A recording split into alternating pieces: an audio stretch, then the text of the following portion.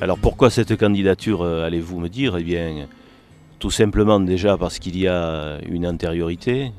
Nous avons présenté une liste avec nos amis occitans et catalans en 2004 qui a obtenu quelques milliers de suffrages, ce qui nous permet de renouveler l'expérience pour les élections de 2010. Pour quelles raisons ai-je été choisi, allez-vous me dire? Tout simplement peut-être parce que il faut essayer de choisir des profils qui peuvent correspondre à la philosophie de ce que peut représenter une liste de régionalistes, d'occitans et de catalans. Ma famille est une vieille famille nîmoise, implantée dans la cité des Antonins depuis environ un siècle et demi. Ce sont des gens du livre, des gens qui ont essayé de faire perdurer une pensée aujourd'hui, à leur modeste échelle bien entendu, une pensée aujourd'hui un peu en difficulté.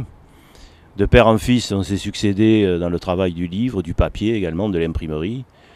Aujourd'hui, les éditions Lacour, c'est une maison régionaliste malheureusement un peu esselée car au niveau général de toutes les provinces françaises, on ne peut pas réellement dire qu'il y a beaucoup de collègues qui ont réussi à traverser les décennies et surtout la crise actuelle d'identité économique et puis, il faut bien le dire, politique, on en parlera sûrement tout à l'heure. Donc il nous a semblé judicieux de renouveler cette expérience en 2010 et de dire aux gens qu'il existe en dehors des partis patentés, j'allais dire des fonds de commerce traditionnels de la politique qui sont actuellement en fin de règne car tout est en train de muter, une image de gens qui ne fonctionnent pas forcément aux intérêts mais au cœur. Là est notre démarche, le cœur, la tradition, et puis essayer, comme le disait Victor Hugo, sur les bases du passé, d'avoir un feuillage qui nous proposera un avenir plus radieux. Alors notre programme s'articulera sur des bases qui avaient déjà été évoquées en 2004 et que nous allons développer car la preuve est faite que notre analyse de l'époque était juste, à savoir des points principaux bien sûr qui sont tout d'abord liés à la langue, la notion de bilinguisme en matière officielle par exemple et dans la vie de tous les jours. Ensuite le transfert des notions économiques vers les régions et les accentuer car nos régions souffrent énormément, nos artisans, nos commerçants, toute notre industrie, nos économies sont actuellement très attaquées, donc il faut les décentraliser sur les régions et essayer d'assurer une protection contre les attaques qui nous viennent de l'extérieur et qui détruisent littéralement l'économie locale. Et ensuite, nous aurons également d'autres propositions à faire un peu plus détaillées que nous verrons un peu plus tard. En matière d'impôts locaux, ce que nous demandons, c'est une dévolution de l'impôt de l'État vers les régions, de manière à ce que la masse financière puisse être mise à la disposition des régions et qu'elle soit ventilée par des hommes des régions. Car là, nous assistons à un centralisme parisien, entre guillemets parisien, car on aime bien les Parisiens, nous aussi. Mais c'est mal réparti. Donc là-dessus, il y a effectivement une réflexion à avoir, sans pour autant augmenter l'impôt qui a été très sensiblement augmenté sous l'actuel règne, pourrait-on dire. Voilà, alors ici nous sommes sur un site qui est historique et qui est très chargé en histoire. Bien entendu, je crois que ma famille et moi-même, nous avons été, on pourrait presque dire, les conservateurs in partibus de ce lieu, puisqu'il voisine avec l'entreprise à peine à 4 mètres. C'est la porte d'Auguste, ou porte de Rome. C'est une porte romaine qui a 20 siècles. Nous sommes actuellement sur le pavé de la Via Domitia, celle qui menait vers la mère patrie de l'Empire romain. Rome, et bien évidemment, elle est chargée en symboles, disais-je, et les Occitans et les Catalans aiment les symboles. Il nous a semblé intéressant aujourd'hui d'en parler, de l'évoquer un peu. Alors elle a, comme tous les monuments romains, muté. Elle a d'abord été la porte d'entrée principale de la ville de Nîmes, de la colonie d'Auguste. Ensuite, elle a été, au XIIe siècle, un petit château, puisqu'elle avait des contreforts particulièrement intéressants pour assurer des défenses.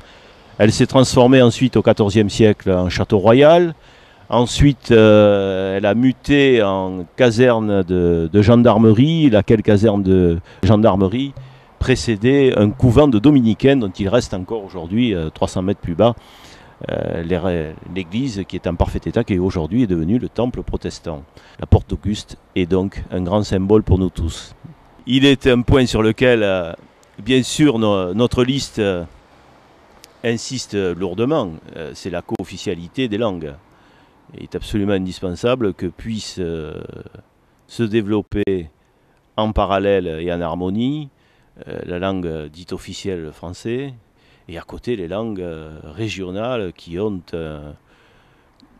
une origine beaucoup plus marquée que celle que le langage pratiqué aujourd'hui. Au même titre donc occitan, catalan, etc. Ce fait se passe dans de très bonnes conditions, par exemple dans le Val d'Aran. Il n'y a pas de raison que dans notre Languedoc et notre Occitanie et notre Catalogne, cela puisse se faire de même. Il nous semble d'ailleurs que les bases même de l'occitan, qui sont des bases latines et romanes, peuvent probablement venir au secours de cette langue française qui aujourd'hui est en perdition. Le langage usuel se restreint à 1500 mots. Il était de 5000 mots il y a 10 ans. Chaque année disparaissent des dictionnaires officiels plus de 300 mots issus du bas latin. Bon, c'est inquiétant. Ça veut dire que nos langues régionales peuvent venir au secours d'une stabilisation de la langue par ce bilinguisme ou trilinguisme. C'est ce que nous osons espérer et c'est ce que nous allons nous employer à développer au niveau de la réflexion. Malgré qu'on veuille nous mettre des casaques qui sont les casaques de l'uniformité, il y a tout de même des gens qui font respirer leur petite patrie, que ce soit un village, un hameau ou une région. Et on peut constater que sur les 10 dernières années, les dictionnaires occitans, les dictionnaires qui soient ariégeois, qui soient audois, qu'ils soient d'autres contrées plus éloignées, font toujours recette et provoquent un intérêt qui ne se dément pas. Chaque année, nous les réimprimons régulièrement parce qu'on trouve toujours quelqu'un qui est à la recherche de la racine de sa langue. Et c'est une des motivations qui fait que dans ma famille, on a toujours été très concernés par ce problème de l'identité, qui n'en est pas un d'ailleurs de problème puisque c'est une réalité. Et on a essayé, et on essaie de tracer un sillon, en le projetant bien sûr dans le fatras du monde politique, pour dire aux gens, même si vous ne votez pas pour nous, eh bien nous sommes là, nous existons, et il y a des identités qui s'expriment, et elles doivent s'exprimer. Alors toujours dans le cadre de la porte d'Auguste ou porte de Rome, un peu l'orgueil des Nîmois puisque c'était la porte d'entrée principale, nous avons derrière moi la statue de l'empereur César Auguste qui était un grand conquérant, qui fut un grand conquérant, qui fut un grand pacificateur, un grand législateur. Et ce dernier a eu l'intelligence politique de faire cohabiter, pour l'intérêt commun, des peuples fort différents. Cette statue, c'est un Auguste, on va dire, triomphant. Sa copie vient du Vatican, du musée Prima Porta où elle est exposée. Et c'est pour nous un grand symbole. Un symbole de paix, puisque lui succéda la Pax Romana qui dura à peu près 100 ans. Et surtout un symbole réunificateur pour un bien commun, celui qui précisément nous intéresse.